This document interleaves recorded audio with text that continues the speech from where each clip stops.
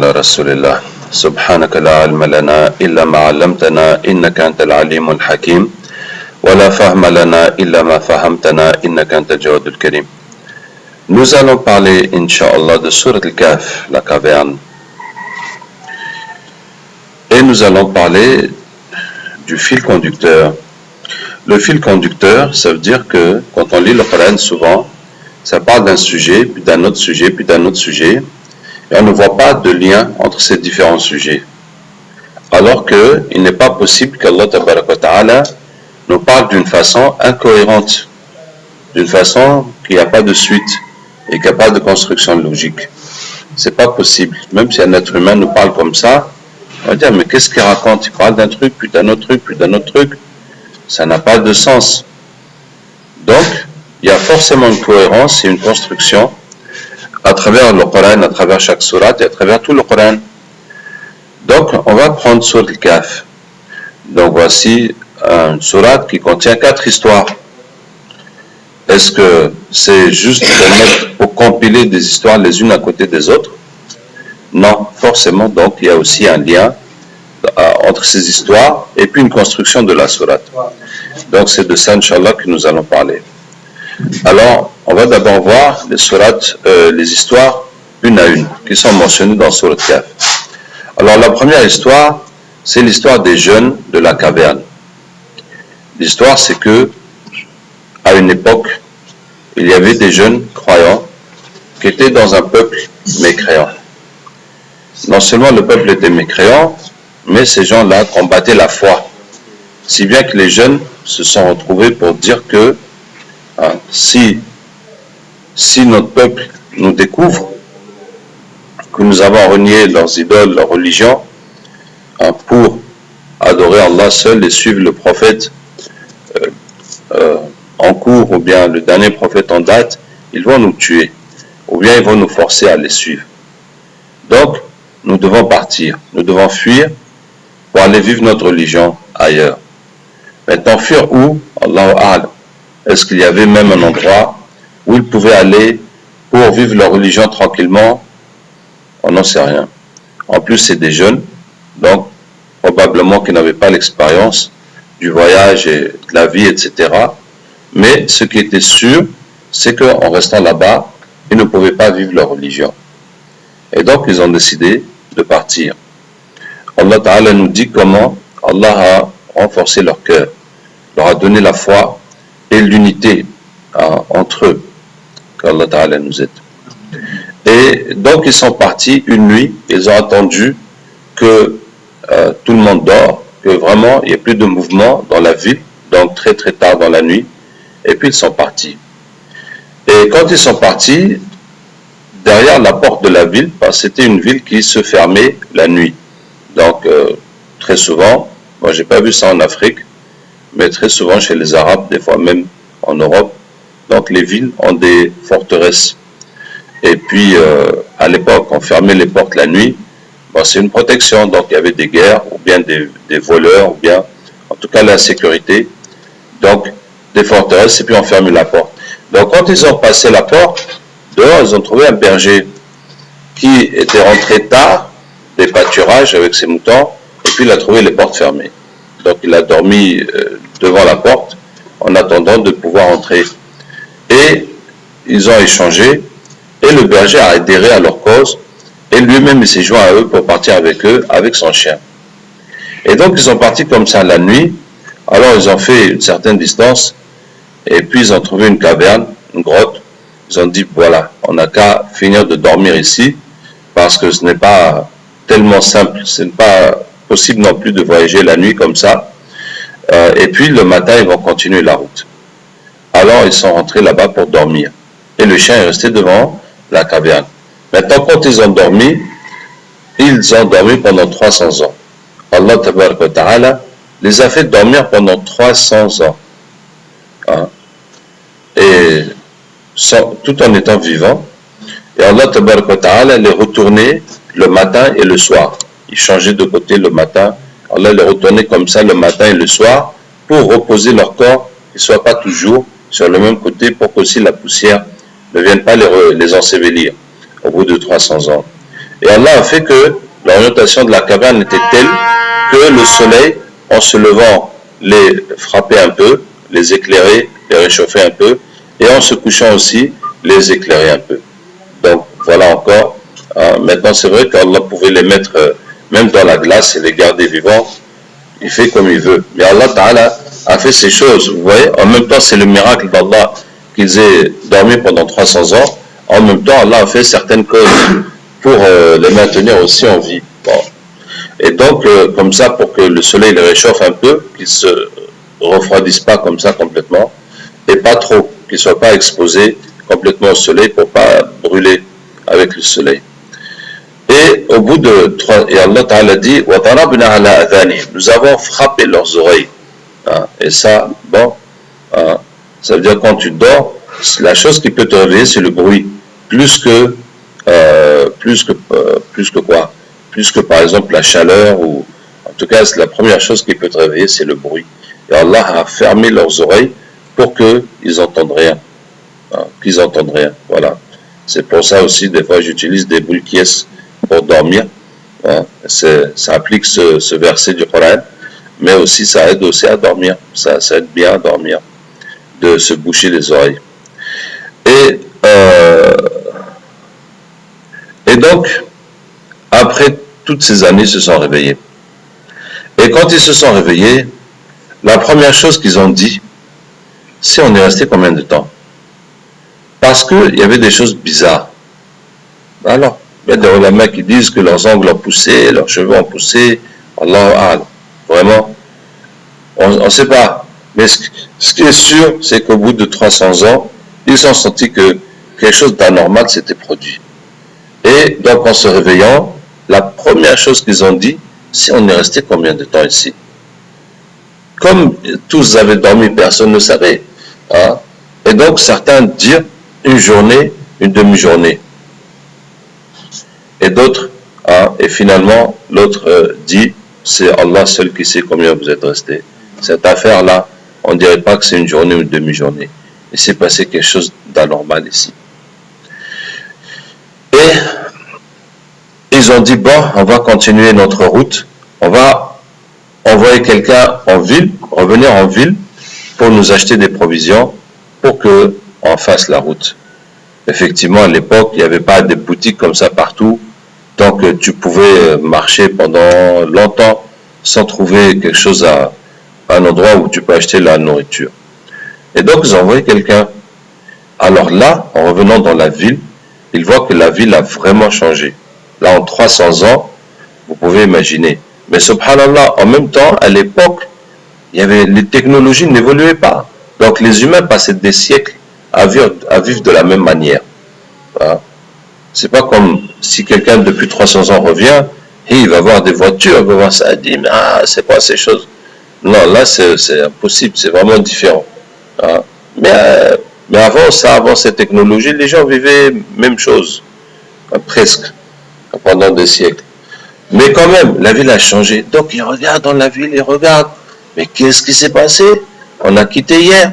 Et voilà que c'est quoi ces nouvelles maisons, plein de choses ont changé.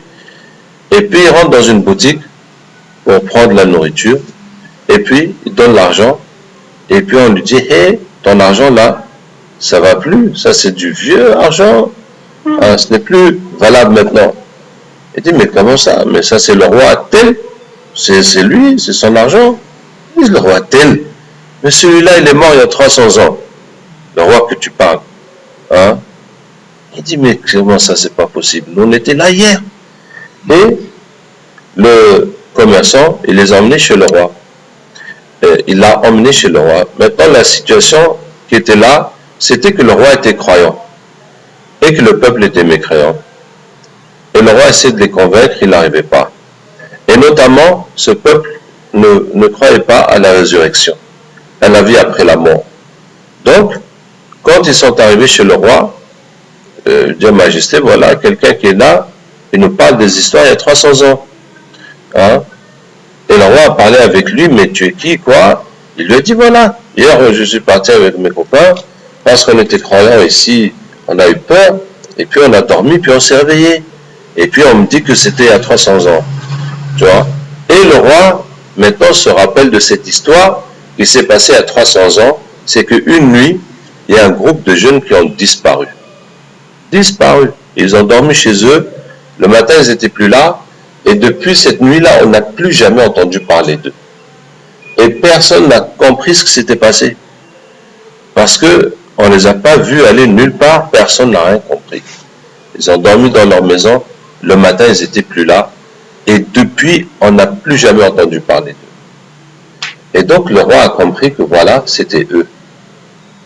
Et que Allah les a ressuscités de façon miraculeuse. Hein? Et donc, le roi a pris les gens avec lui, leur dit, allez, on va aller les voir ensemble. Et sont partis à la grotte. Ils ont vu les jeunes. Hein? Et tout le monde a cru. Et tout ce peuple a cru. Et les jeunes sont re-rentrés dans la grotte et ils sont morts. Ils sont morts. Ils n'ont pas continué à vivre après ça. Et les gens en ont fait un lieu de visite et de mémoire, de se rappeler, de voir le signe et la puissance d'Allah Ta'ala. Donc voilà. Alors la moralité de cette histoire, bien sûr, d'abord c'est la puissance d'Allah. Allah Ta'ala fait tout ce qu'il veut. Et ça, le temps, c'est un facteur où l'homme n'a aucune emprise. Il ne peut pas accélérer, avancer, reculer ou agir sur le temps. C'est quelque chose qu'on subit tous. Tu peux être riche, tu peux être tout ce que tu veux, hein, tu n'y peux rien. On subit le temps de la même façon. Mais Allah Ta'ala, lui, il peut agir sur le temps, le déplacer, le raccourcir, le rallonger, faire comme il veut. Hein. On voit aussi l'aide d'Allah aux croyants. Celui qui croit en Allah, Allah va le soutenir, Allah va l'aider, quelle que soit la situation. Voilà une situation où il n'y a pas d'issue. Probablement, en tout cas, probablement qu'il n'y avait nulle part où aller pour vivre sa foi. Il n'y avait nulle part où aller. Mais voilà, Allah les a pris vers une autre époque. En tout cas, Allah leur a préservé leur foi. Ils sont morts avec la foi, c'est l'essentiel. Et Allah les a utilisés pour un miracle. Et Allah, dans sa sagesse, les a utilisés pour guider leur peuple, les descendants de leur peuple 300 ans après. Ceux-là dont ils avaient peur qu'ils allaient les tuer, Allah, par sa sagesse, a guidé leurs descendants 300 ans après.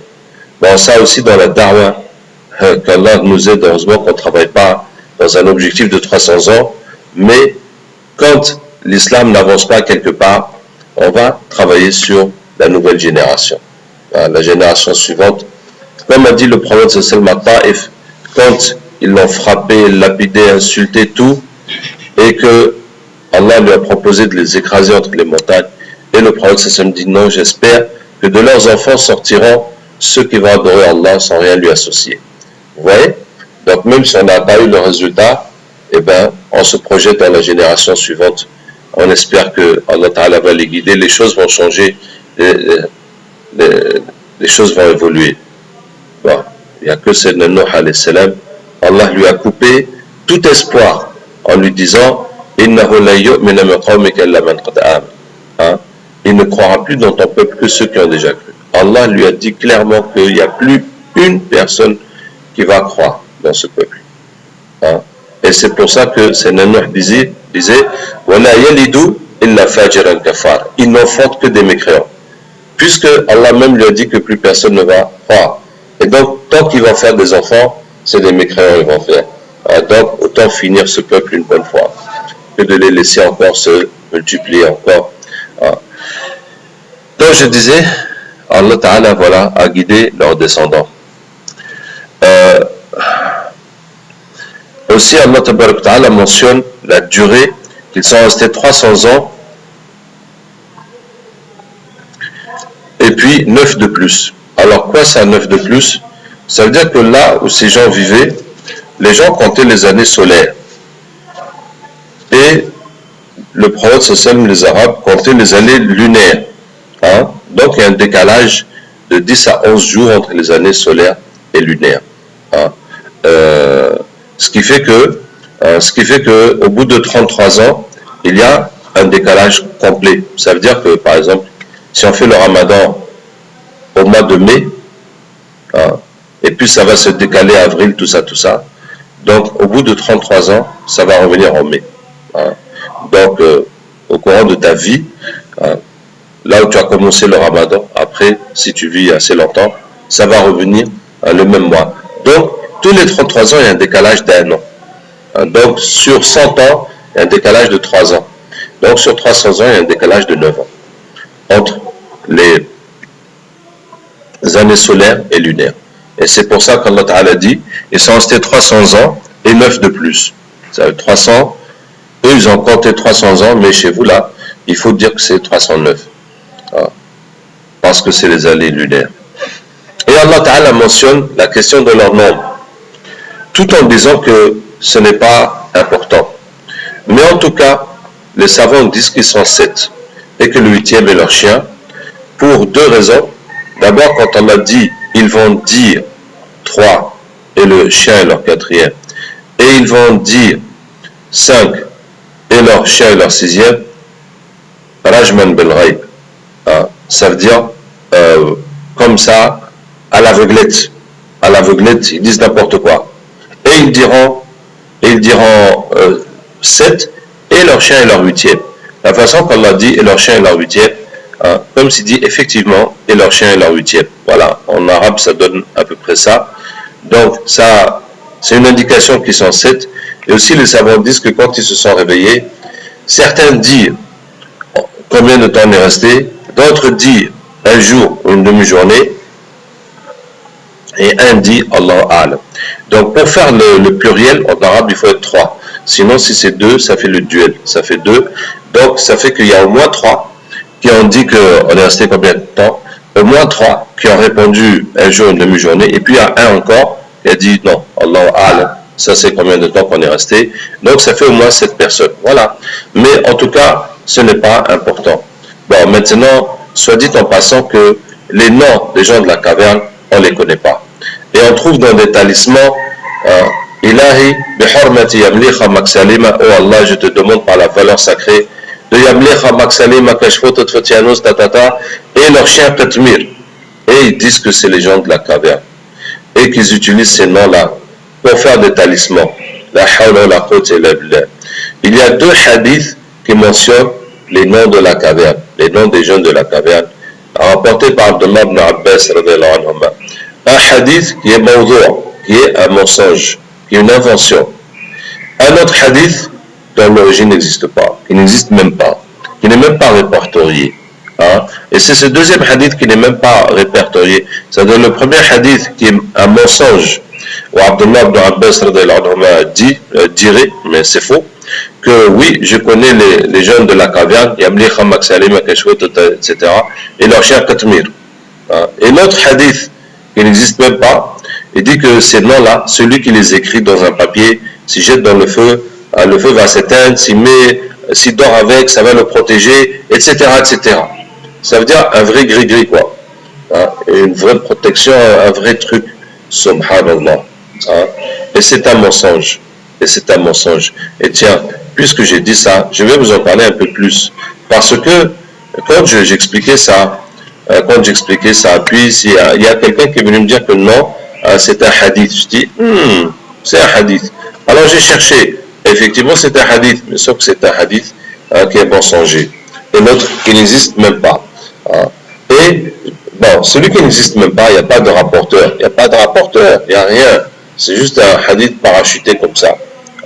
Mais l'autre qui est un hadith mensonger, sans rapporteur, celui qui l'a inventé, celui qui a menti, s'appelle Mohammed ibn Norman ibn Shibl. Et ce gars-là, il a quelques hadiths qu'il a inventés. Ça veut dire que lui-même, il n'a jamais rapporté un vrai hadith. Son grand-père est un rapporteur de hadith. Son grand-père a rapporté quelques petits hadiths. Ça veut dire que c'est un tout petit rapporteur de hadith. Il a rapporté, c'est pas quelqu'un d'important ou que ces hadiths ont une importance parce qu'il a amené des hadiths que d'autres ne connaissent pas. Donc c'est un petit rapporteur qui a quelques hadiths de son grand-père. Donc lui, qu'est-ce qu'il disait? Mohammed ibn Norman, il disait, mon père m'a dit que mon grand-père a dit, et puis il remonte une chaîne jusqu'au prophète sallallahu alayhi wa sallam. Vous voyez? Et ça, dans les hadiths, Mais c'est pas possible. Ça veut dire comment son grand-père avait un hadith. Et le seul qui a su, c'est lui. Ça veut dire quand lui dit que mon père a dit, que mon grand-père a dit, personne à part lui n'a jamais entendu rapporter ce hadith. Il est le seul. Hein. Et la façon qu'il dit mon père a dit, mon grand-père a dit, personne ne peut vérifier. Hein. C'est pas comme quelqu'un dit, j'ai entendu Cheikh Abdrouf après Sobh dire, ah mais il n'était pas seul. S'il va dire quelque chose d'étonnant, on dit comment? Abdrouf a dit ça. Non, on va chercher les autres qui étaient au courant. On a dit, vous avez entendu Cheikh Abdrouf dire ça? Disent, mais quoi, qu'est-ce que l'histoire? Jamais. Hein, voilà. Donc, on va le mettre en contradiction. Mais quand tu dis mon père m'a dit que mon grand-père m'a dit, mais personne n'est avec toi. Personne n'est entre toi et ton père et ton grand-père pour vérifier. Est-ce que vous voyez? Donc, la façon qu'il a inventé le hadith, elle est vraiment flagrante. Elle est vraiment flagrante. Et parmi les hadiths qu'il a inventés, il y a celui-là. Et il y a un autre hadith qui dit, Man hajja al-bayta wa lam yazurni faqad jafani. C'est un autre hadith inventé par ce même Mohammed ibn Nu'man ibn Shib. Il dit quoi ce hadith que le prophète sallallahu alayhi wa sallam a dit, mais c'est pas vrai. Celui qui visite la Kaaba, celui qui fait le hajj à la Kaaba et qui ne me visite pas, il m'a tourné le dos. Ouais, qui ne visite pas ma tombe à Médine, il m'a tourné le dos. Alors, pourquoi ce hadith? En quoi est-il important? En quoi est-il important? Parce que ce hadith va établir un asl, ça veut dire une authenticité, une base à la visite des tombes. À la visite des tombes. Pour dire que quand vous allez là-bas, il faut aller voir ma tombe. Vous voyez? Alors qu'en islam, il n'existe pas de vertu d'aller visiter la tombe d'un pieux, ou d'un saint ou d'un prophète. Est-ce que vous voyez?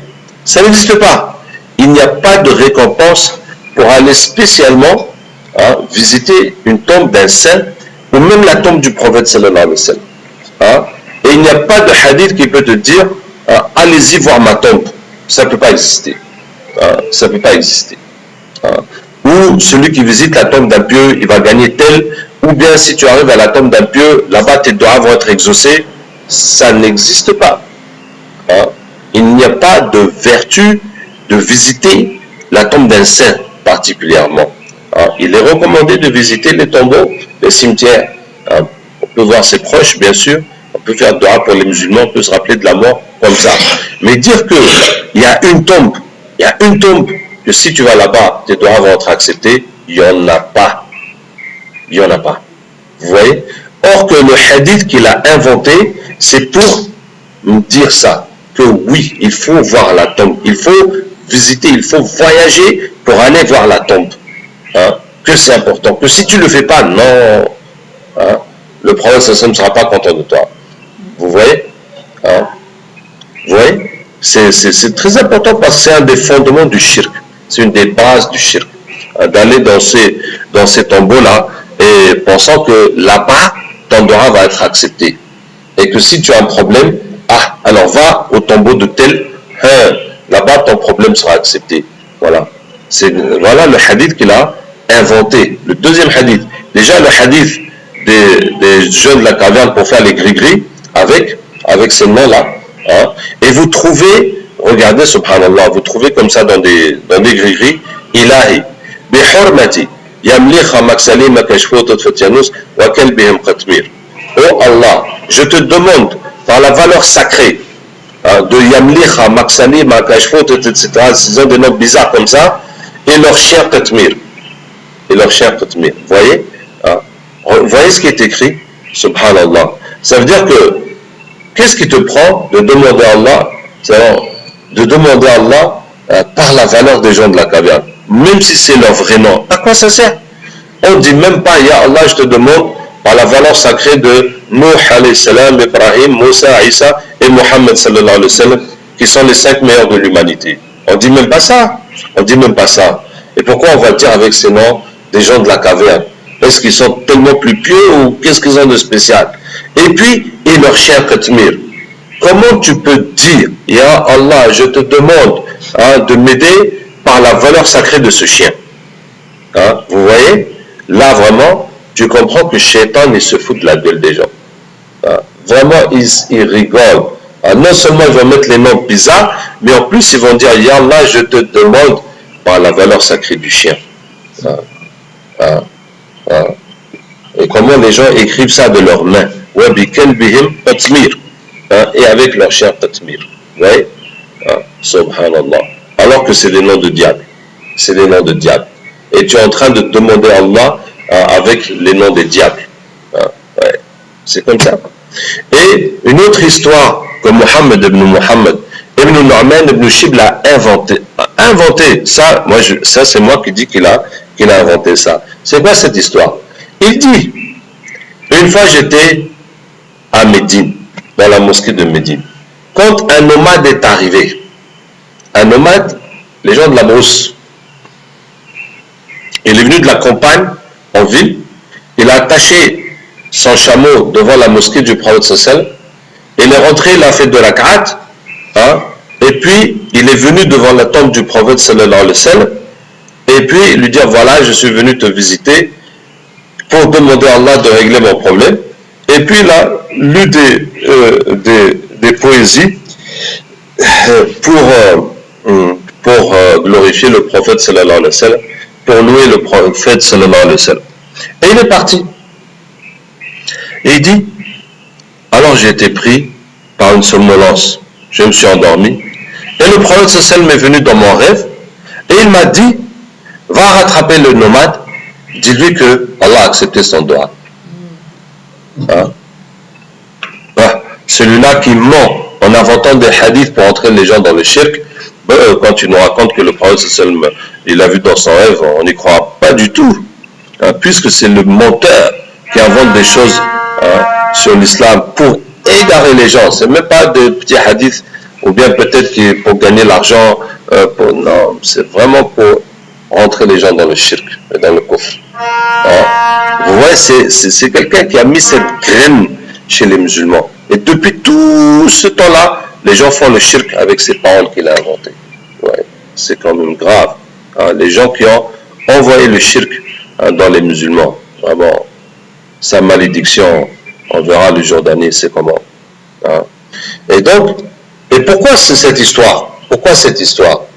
Hein? Cette histoire, si vous tapez sur Internet, vous la trouvez sur les sites soufis.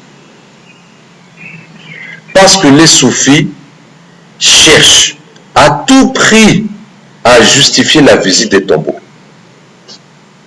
C'est la réalité. Ils cherchent à tout prix à donner une justification de la visite des tombeaux. Et donc, ils ont mis ce hadith dans un de leurs sites. Pour dire, voilà quoi? Voilà que le nomade a quitté chez lui pour venir voir la tombe du prophète sallallahu alayhi wa sallam. Il est venu seulement pour ça. Il est venu à Médine pour voir la tombe du prophète sallallahu alayhi wa sallam et puis pour faire ses doigts. Et comme il a fait ça, son doigt a été accepté. Voilà. Tout ça pour dire ça. Pour dire, si tu as un problème, va au tombeau de tel saint et ton problème sera réglé. Hein? Vous savez, ils ne vont pas dire demande au saint. Ils ne vont pas dire demande au saint. Non, ils ne vont pas dire comme ça, demande au saint, il va régler ton problème. Mais ils disent, va au tombeau de tel saint et ton problème sera réglé. Mais si tu vas au tombeau de ce saint, tu vas trouver tout le monde qui est en train de demander au saint. Hein? Ou bien sûr, c'est comme ça, tu vas les trouver en train de demander au saint, hey, je viens de loin, il faut régler mon problème. Allah nous préserve. Hein? Oui. Mais même si tu vas là-bas pour demander à Allah, c'est les shayatines qui vont qui vont essayer de régler ton problème pour que tu penses justement qu'il faut aller là-bas pour régler ton problème. Voilà. Donc je vous répète une dernière fois qu'en islam, il n'y a pas de vertu d'aller visiter une tombe de pieux, que ça va faire que ton droit est accepté, même pas la tombe du prophète sallallahu alayhi wa sallam. Qu'Allah nous aide. Donc c'était sur les gens de la caverne. Ça c'est la première histoire. La deuxième histoire, c'est l'histoire des deux voisins, le riche et le sage. Hein, le riche et le sage, ça veut dire qu'il y a un qui était riche et un autre, il n'était pas forcément pauvre, mais il n'était pas riche comme l'autre. Mais en tout cas, il était sage. Donc, au lieu de dire le riche et le pauvre, on va dire le riche et le sage. Hein. Et ce riche-là, Allah Ta'ala nous décrit sa plantation en 4 niveaux. Quand on était en cours de géographie, je me rappelle au lycée ou bien au collège, ça je ne sais plus, hein, on nous a enseigné que les cultures la plus riche, la plus intense, la plus productive en surface, c'est la culture en 4 niveaux. Il y a en haut les dattiers, et en plus bas, il y a les arbres fruitiers, comme les oranges, les pommes, les abricots, tout ça. Et plus bas, il y a les vignes, qui sont des buissons, donc qui donnent les raisins. Et en bas, maintenant, il y a les légumes. Les pommes de terre, les oignons, les tomates, tout ça qui sont par terre. Donc, une plantation en 4 niveaux. Hein? Et on apprend aussi que dans l'agriculture, il y a l'agriculture qui est basée sur la pluie et l'agriculture qui est basée sur les fleuves. Alors, quand tu es à côté d'un fleuve, là, c'est tellement mieux parce que c'est toi-même qui disposes de l'eau à volonté toute l'année. Tu en mets combien tu veux, au moment où tu veux. Donc là, vraiment, tu peux maximiser et rentabiliser ta terre au maximum, puisque c'est toi-même qui disposes comme tu veux. Mais quand tu attends la pluie, des fois les pluies sont régulières, des fois elles sont régulières, des fois elles viennent trop, des fois c'est pas assez, des fois c'est en avance, des fois c'est en retard. Bon, donc ça ne peut pas chaque année être le maximum. Tu as des bonnes années, des années moins bonnes, etc. Et puis des fois, c'est vraiment la sécheresse, etc. Hein? Et donc, vraiment le mieux, c'est d'avoir soit un fleuve, soit des points d'eau aussi, si on a assez de puits ou assez de lacs pour irriguer sa plantation. Là aussi, c'est bon. On a l'eau à disposition tout le temps. Et donc, c'est ainsi qu'Allah nous décrit la plantation de cet homme.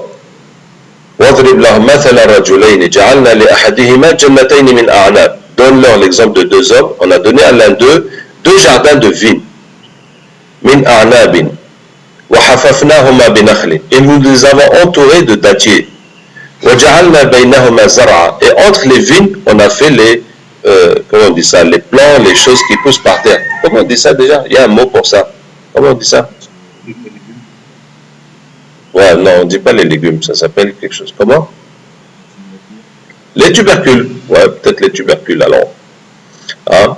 Et il avait des arbres fruitiers. Vous voyez, les 4 étages. Subhanallah. Comme on a appris en géographie, voilà, Allah a mis ça dans le Coran. Hein? Les 4 étages. Et on a fait jaillir entre les 2 jardins une rivière. Voilà. Donc, c'est la rivière. Et lui, il est des 2 côtés de la rivière. Donc, il a l'eau comme il veut, comme il veut. Voilà, masha'Allah. Il a tous ses biens. Il a tous ses biens. فقال لصاحبه وهو يحاوره أنا أكثر منك مالا وأعز نفرا. Et il dit à son ami, j'ai plus d'argent que toi et mon groupe est plus puissant. Oui, ton groupe est plus puissant. C'est les profiteurs. C'est pas les gens qui t'aiment, c'est les gens qui aiment ton argent. Ils viennent tous se coller autour de toi. Ils viennent tous dire oui, patron, oui, boss, oui, ça, pour gagner quelque chose avec toi. Bien sûr. C'est pour ça que ton groupe est plus fort. Même les femmes, elles veulent tous t'épouser pour être à l'aise. Pour être à l'aise, avoir des servantes, avoir tout, ne manquer de rien. Bien sûr, la belle vie. Et il dit, je suis mieux que j'ai plus que toi. Il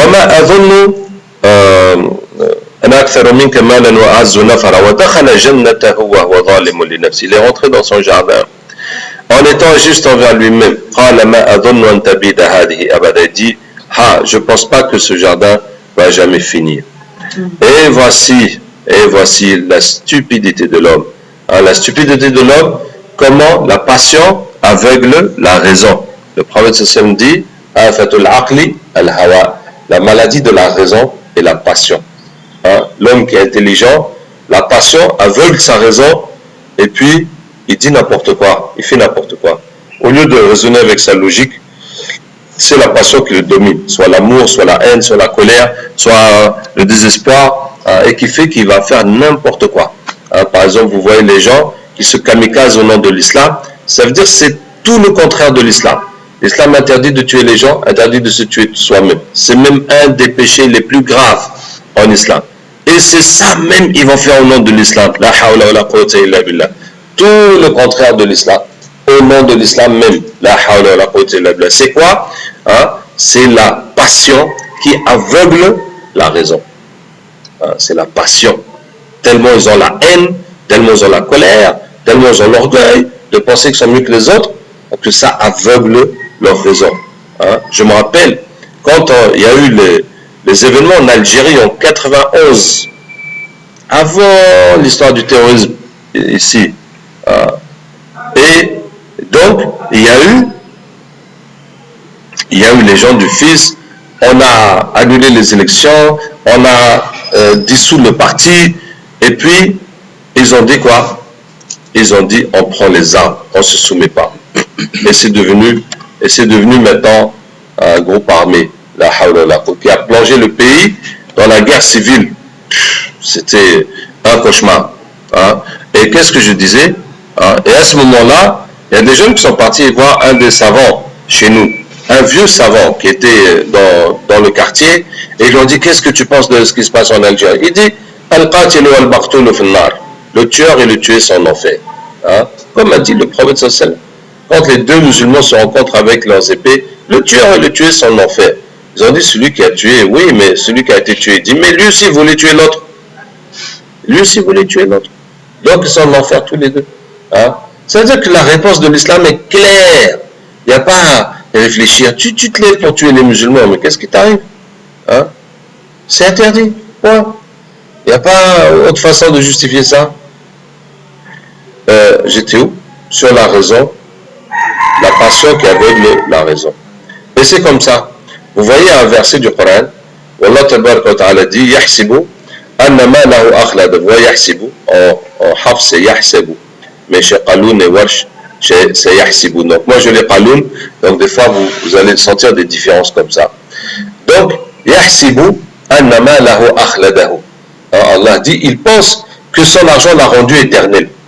Et quand j'étais jeune, je lisais ça, je dis, ah bon, est-ce que c'est possible qu'un être humain soit riche jusqu'à ce qu'il pense que je ne vais pas mourir? Je dis, non, c'est possible ça. Que quelqu'un soit tellement fasciné par sa richesse, tellement aveuglé par sa richesse, qu'il ne pense pas qu'il va mourir. Tu vois? Et puis ça s'est passé en France. Il y a quelqu'un qui a travaillé jusqu'à gagner 100 millions. Mais bon, aujourd'hui, 100 millions, c'est plus tellement ça. Mais à l'époque, 100 millions, c'est comme on dit 1 milliard aujourd'hui. Voilà. Si aujourd'hui, quand tu dis quelqu'un a ramassé 1 milliard, tu sais que jusqu'à la fin de sa vie, il n'a plus besoin de travailler. N'est-ce pas? Même il peut vivre 5 fois et puis il n'a pas besoin de travailler. En tout cas, c'était dans les années 80. Quelqu'un a travaillé jusqu'à ce qu'il a ramassé 100 millions. Et puis, la mort est venue. Et puis, pendant qu'il allait mourir, on lui dit, dis la ilaha illallah. Et lui dit, celui qui a 100 millions meurt. Celui qui a 100 millions meurt. Et on lui dit la ilaha illallah. Et dit, celui qui a 100 millions meurt jusqu'à ce qu'il est mort. Voilà. Ça veut dire, il a tellement les 100 millions en tête. Mon objectif, c'est d'avoir les 100 millions. Il faut que je ramasse 100 millions. Et jusqu'à ce qu'il a vraiment ramassé 100 millions. Tu vois, mais voilà, la mort est arrivée. Il dit, comment? J'ai 100 millions puis je meurs? Non, c'est pas possible. Non, mais c'est pas possible, c'est une blague. Comment? Avec 100 millions puis je vais mourir? Non. Comme si que les 100 millions là, c'était, ça va lui garantir de vivre 100 ans ou bien.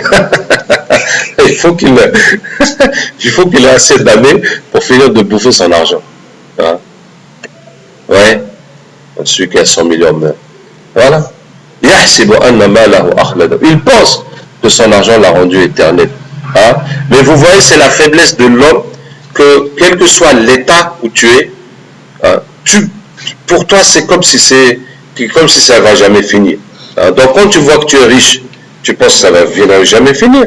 Quand quelqu'un a le pouvoir, on n'en parle même pas. Alors là, vraiment, Subhanallah, ils sont incroyables, ces gens qui ont le pouvoir et qui veulent jamais... Mais c'est incroyable, mais regardez dans tous les pays. Il y en a qui, tout le pays va plonger dans la guerre pour que lui, il garde sa place. Il y en a qui ne va pas bouger jusqu'à ce qu'il meure.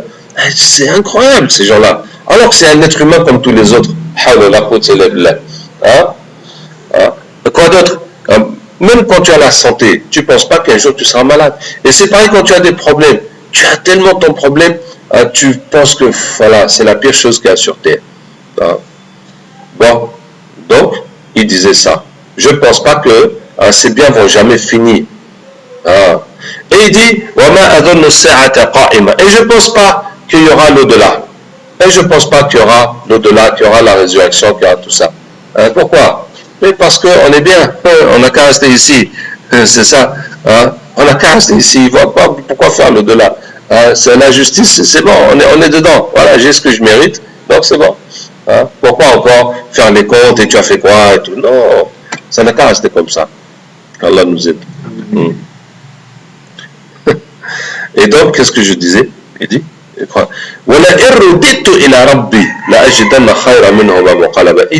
je ne crois pas qu'il y a l'au-delà. Mais si jamais ça arrive, si jamais, au cas où je reviens chez mon Seigneur, hein, Allah va me donner mieux que ça. Oui, n'est-ce pas? Parce que moi, c'est pas toi. Moi, c'est pas n'importe qui. Moi, c'est moi. Ah oui, regarde comment tout le monde me respecte et tout le monde me considère. Donc, Allah Ta'ala, lui aussi, il va savoir comment me recevoir quand même. Hein? Il va pas me traiter comme n'importe qui. Ça, on n'est pas pareil. Regarde comment je suis bien habillé, tout ça. Tu crois qu'Allah, il va me faire comme lui et lui? Non.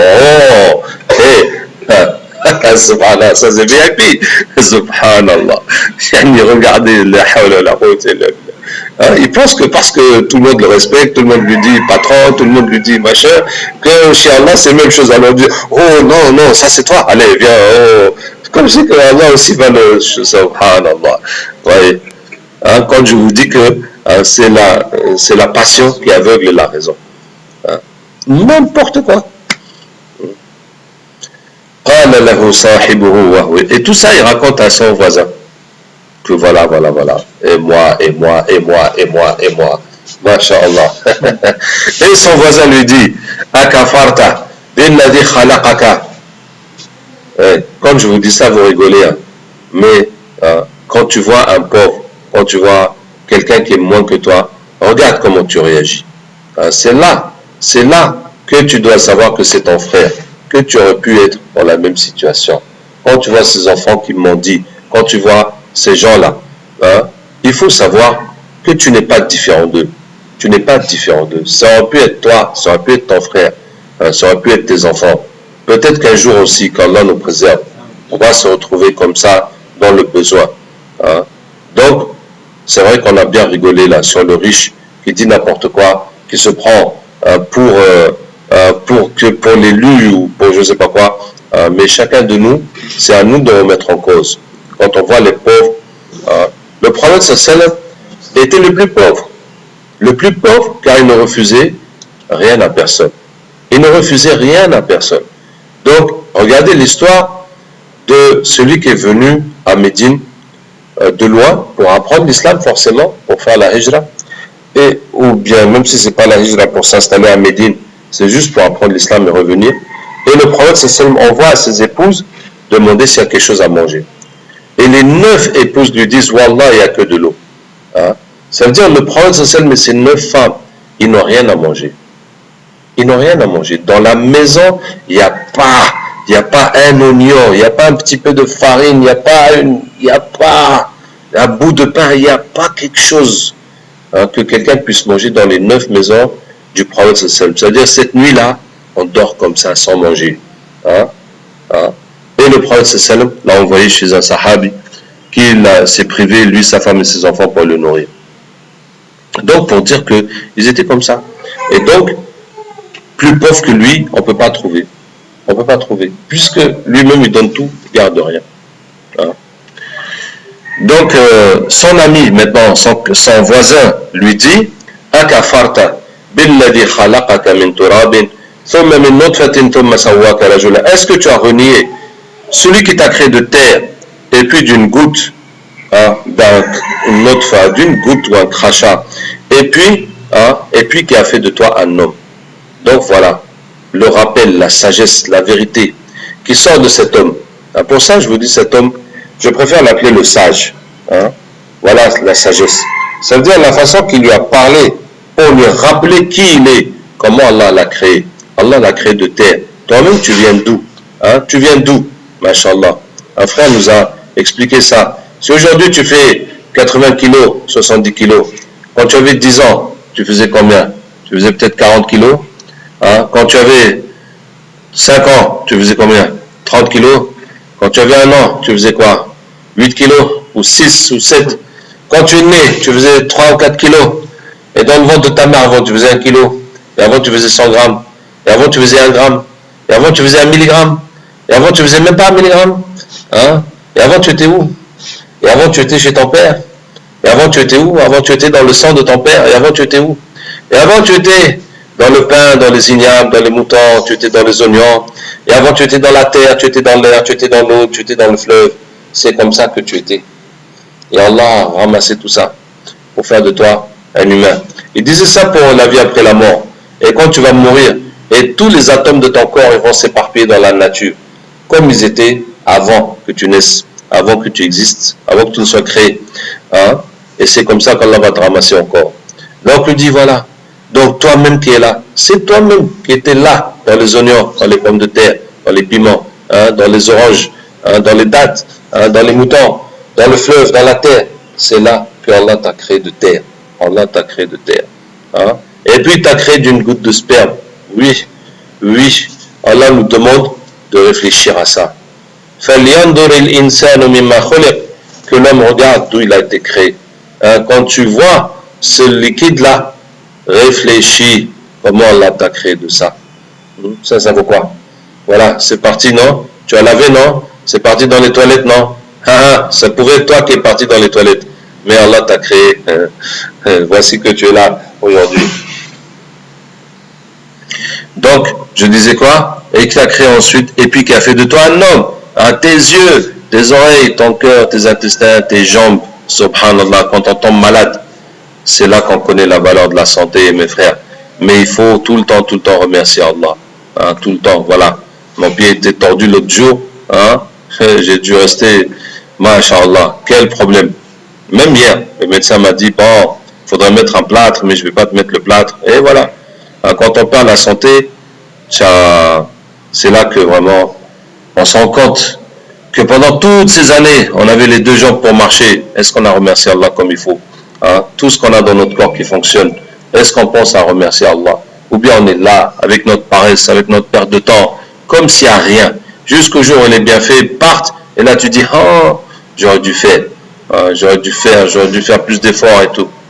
Donc, il lui dit, voilà, comment tu peux renier celui qui t'a créé de terre, et puis d'une goutte, et puis qui a fait de toi un homme. Moi, mon maître, mon Seigneur, c'est Allah. Je ne vais jamais lui associer. Et puis il lui dit, il dit, si tu vois, parce que tu vois que j'ai moins de biens que toi et moins d'enfants. Moins de biens et moins d'enfants. Hein? Je vais revenir à la question des enfants. Mais parlons, continuons. Et il lui dit, peut-être que mon Seigneur va me donner mieux que ton jardin. Et il lui a envoyé quelque chose pour le détruire. Maintenant, pourquoi il dit ça? Pourquoi il dit ça?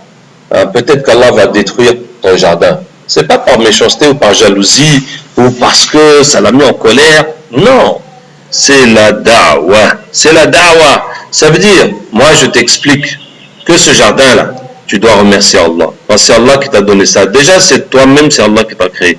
Et ça encore, c'est Allah qui te l'a donné. Donc, tu devrais être reconnaissant envers Allah. Maintenant, si ce que je t'explique là, si toi tu n'es pas prêt à le faire, et tu veux pas, et tu penses que c'est toi qui es fort, Allah, il peut te montrer c'est qui est fort. Hein? Et Allah peut te montrer combien tu es faible. Et Allah peut t'arracher tout ce que tu as.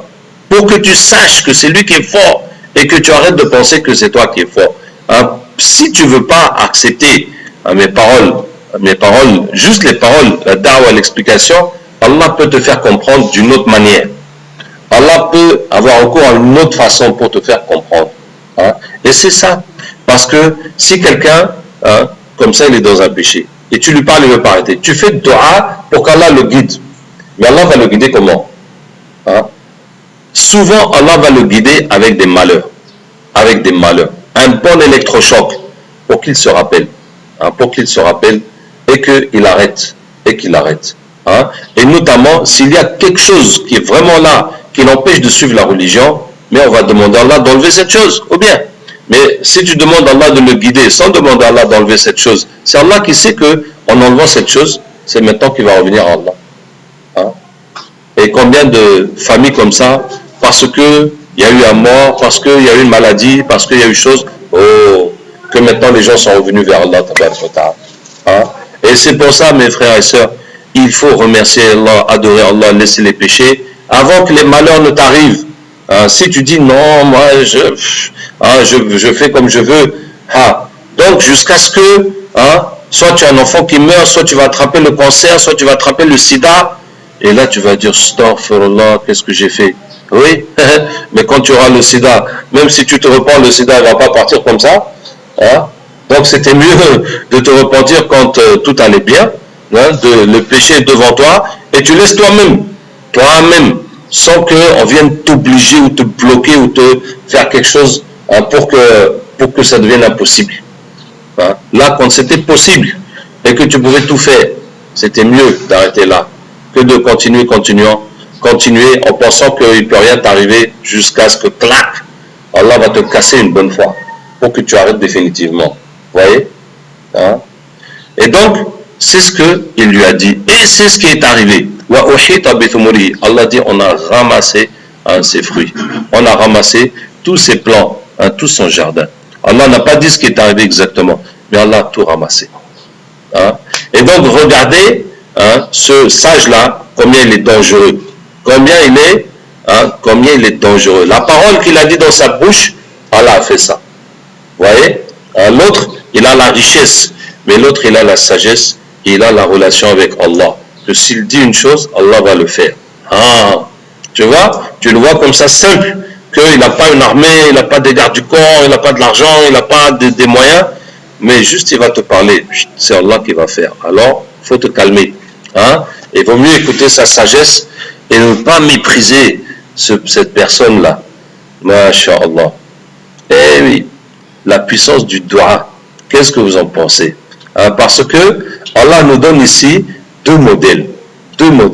Et donc chacun de nous n'a qu'à dire, qu'est-ce que j'aimerais avoir dans ma vie? Hein? Un jardin comme celui-là, bon, moi je ne suis pas agriculteur, j'ai jamais été agriculteur. Donc les idées de jardin, de champ, ça ne me parle pas tellement. Franchement, ça ne me parle pas tellement parce que j'ai jamais fait ça. Mais tu me dis par exemple, si tu as un supermarché pour toi, il y a un grand supermarché et puis avec plein de choses dedans et puis toute la journée les gens sont là en train d'acheter. Oh, je gagne combien? 1 million par jour. Allahu Akbar, 1 million par jour. Hein? Qu'est-ce que je vais faire avec 1 million par jour? Hein? Tu rêves. Tu es déjà au paradis. tu es en train de rêver. Tu es déjà dans le bonheur. Juste à l'idée.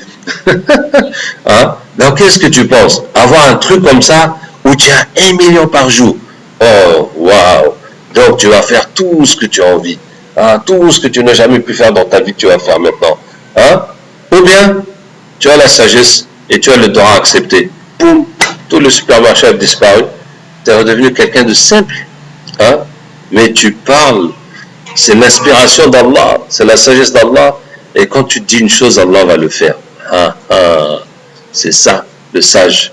Et c'est ça la vraie valeur. Hein? Donc ça, il faut que tu travailles ta relation avec Allah. Il faut que tu travailles ta relation avec Allah, ta piété.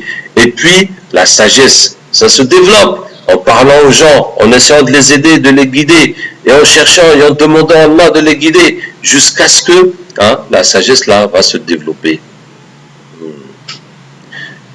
Et donc, Allah a ramassé toute sa plantation, et effectivement, فأصبح يقلب كفيه على ما أنفق فيها ويقول يا Il s'est retrouvé à se retourner les mains. Oh là là, tout ce que j'ai perdu, tout le travail de ma vie est parti. Et j'aurais jamais dû associer Allah. Voilà. Il a fallu ça pour qu'ils comprennent. Hein? Les gentilles paroles là, ça ne suffisait pas. Hein? Quand Allah a tout ramassé, c'est là qu'il a compris que, ah oui, j'aurais jamais dû associer Allah. Voilà. Et tout son rêve qu'il a construit, que moi, c'est moi, ça ne va jamais finir, pouf! Tout son rêve est parti à la poubelle d'un coup. Hein? Il s'est retrouvé comme le plus pauvre des pauvres. Voilà. Dans le peu de temps qui reste, je vais vous faire une petite remarque sur les enfants.